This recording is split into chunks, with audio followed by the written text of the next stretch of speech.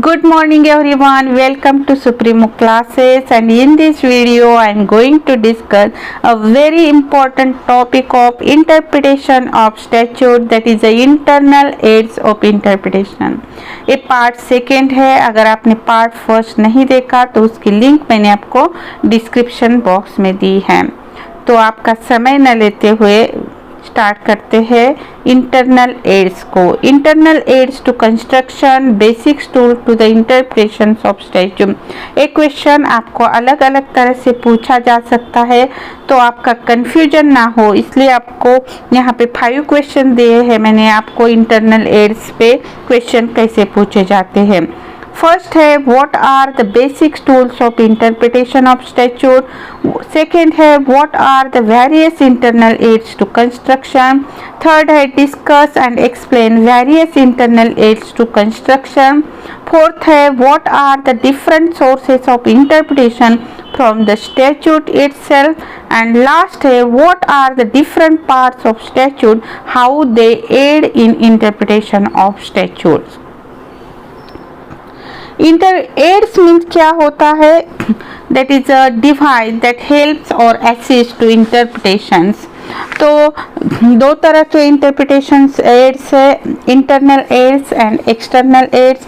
Ads in interpretation of statute while performing the function of interpreting a provision of statute, the court can take help from within the statute और even outside the statute. अगर within the statute court help लेता है interpretation के लिए, जहाँ पे interpretation की ज़रूरत ही कब पड़ती है? जहाँ पे लेजिस्लेचर का इंटेंशन क्लियर नहीं है, जहाँ पे एम्बिग्यूटी है, इनकंसिस्टेंसी है, उसी सिचुएशन में इंटरप्रिटेशन की ज़रूरत पड़ती है.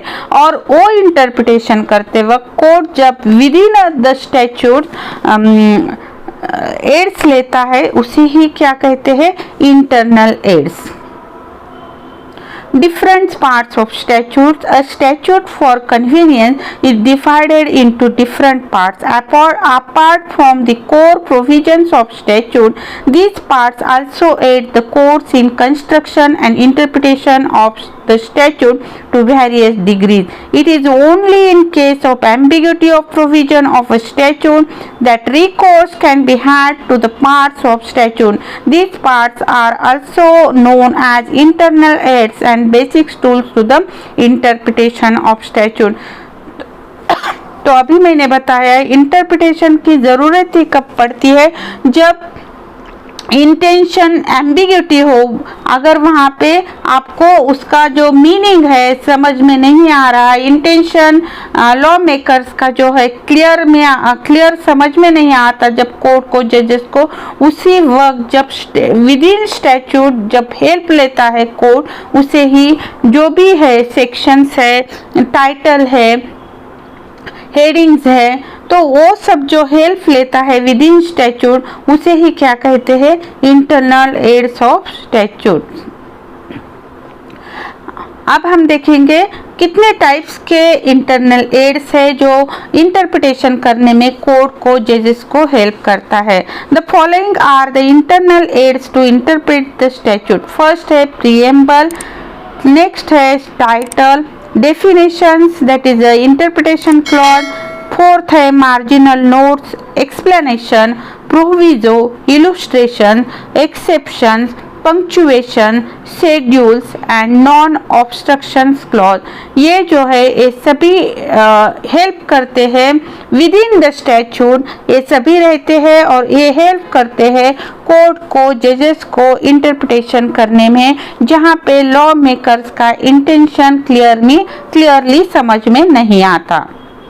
नेक्स्ट वीडियो में डिटेल में एक्सप्लेन करूंगी इन सभी इंटरनल एड्स को. अगर आपको ये वीडियो पसंद आता है तो please like, share and subscribe to my channel. जितनी भी इम्पोर्टेंट प्लेलिस्ट है उसकी लिंक मैंने डिस्क्रिप्शन बॉक्स में दी है. Thank you for watching this video. Please like, share and subscribe to my channel.